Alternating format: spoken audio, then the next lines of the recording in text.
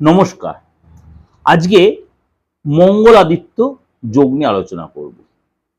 মঙ্গল আদিত্য অর্থাৎ মঙ্গল আর আদিত্যর যোগে তৈরি হচ্ছে মঙ্গল আদিত্য যোগ। মঙ্গলাদিত্য যোগ কিরকম? 2 এপ্রিল মঙ্গল মীন রাশিতে প্রবেশ করবে। সেখানে অলরেডি বসে আছে রবি অর্থাৎ আদিত্য। এই মঙ্গল আর আদিত্য একসাথে জুতি তৈরি করে 12 রাশির ক্ষেত্রেই কিন্তু প্রভাব বিস্তার করবে। 12 রাশির ক্ষেত্রেই তার প্রভাব, কারোর ক্ষেত্রে পজিটিভ, কারোর ক্ষেত্রে নেগেটিভ। অর্থাৎ এই যে কতদিন থাকবে সেটা 15 তারিখ পর্যন্ত। কেন? 15 তারিখে সূর্য অর্থাৎ আদিত্য মেষ রাশিতে প্রবেশ করবে। অর্থাৎ এই 2 তারিখ থেকে 15 তারিখ আপনার জন্য বা 14 তারিখ আপনার জন্য কি অপেক্ষা করে আছে। খুব শর্ট টাইমের জন্য হলেও সেটা কিন্তু যথেষ্টই এফেক্টেড এই মঙ্গলাদিত্য রাজ্য।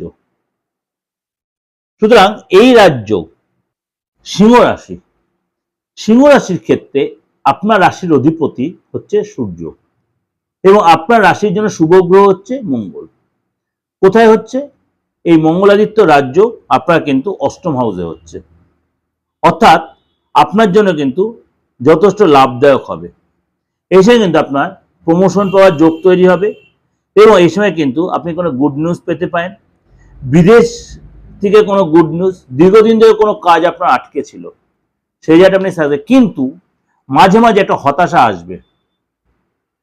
হতাশা, বাবার হেলথ নিয়ে একটু ডিস্টার্ব হতে পারে, বাবার সাথে কোনো বনিমানার অভাব হতে পারে, একটু কম্প্রোমাইজ করে চললে আপনি সাকসেস পাবেন।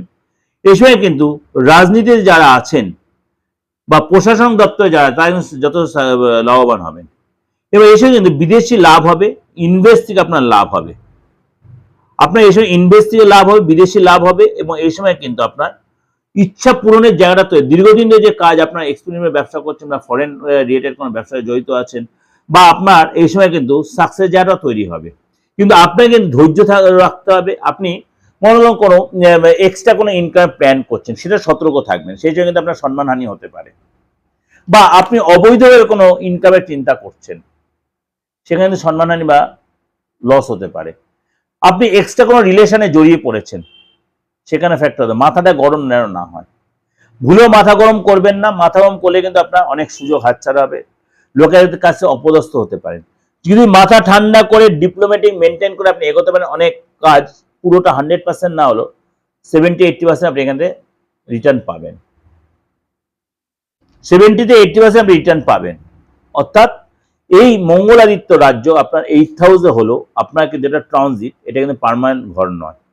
এই ট্রানজিট আপনার যে খুব শর্ট টাইমের জন্য কিন্তু অনেক অপূরণীয় কাজ, অনেক অসাধ্য কাজ আপনার দেয়। কিন্তু আপনাকে একটা কথাই বলবো, রাস্তায় চলাফেরাতে সাবধান, কথাবার্তাতে সাবধান, রাগ জেদ কন্ট্রোল, মুখের ভাষা কন্ট্রোল, মিথ্যার আশ্রয় নেবেন না, বেশি লোভে পড়ে কারো কোনো কাজে হাত বাড়ান, তাহলে কিন্তু আপনি ফেঁসে যাবেন।